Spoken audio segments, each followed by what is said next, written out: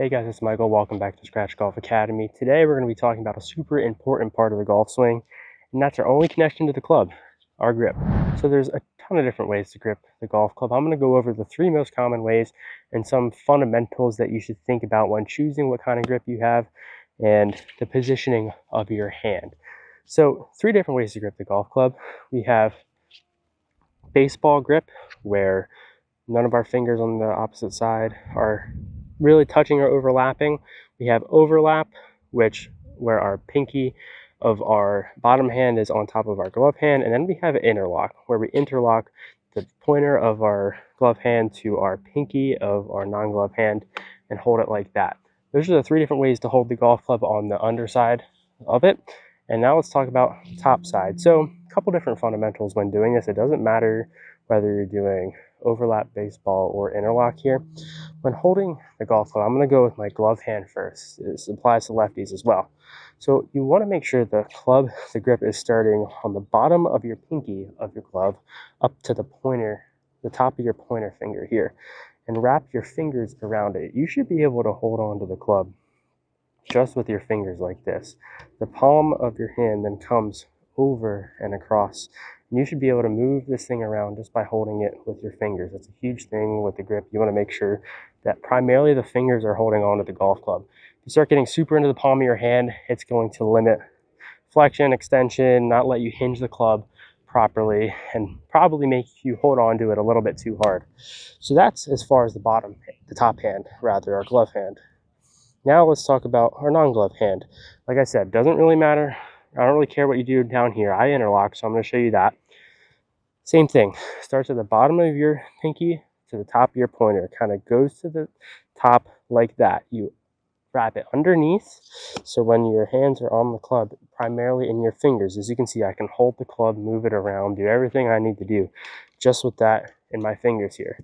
Now we have our palm of our hand here with our glove hand down. With our non-glove hand, the padding of your thumb rests on top of your other thumb and across. I see a lot of people run this thumb straight down the shaft. That's no good because you actually can't hinge that club up now. Run it just diagonally, kind of resting off to the side. Honestly, I tell people is you should be able to swing the golf club without this thumb on the club anyway.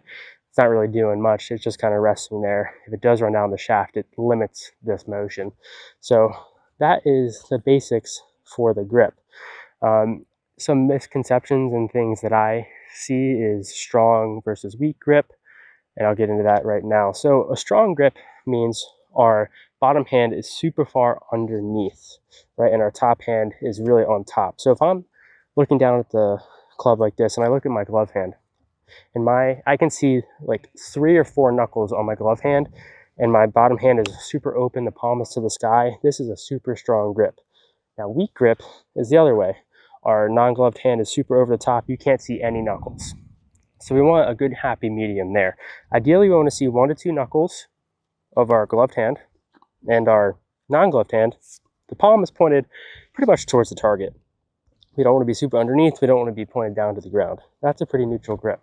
Another thing to think about here is the V that our pointer and thumb create.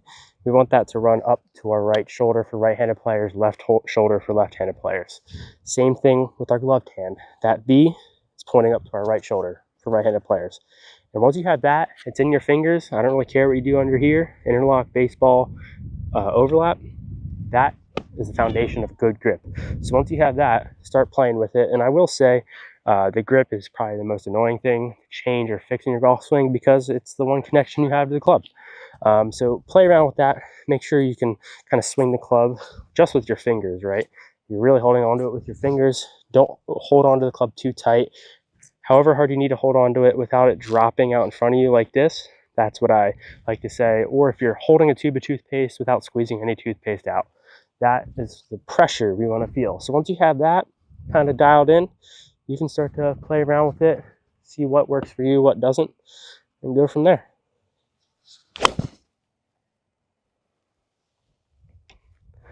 So I hope you guys enjoyed this video on the grip. If you have any questions or comments, let me know down below. Make sure to subscribe, and I'll see you guys out here real soon.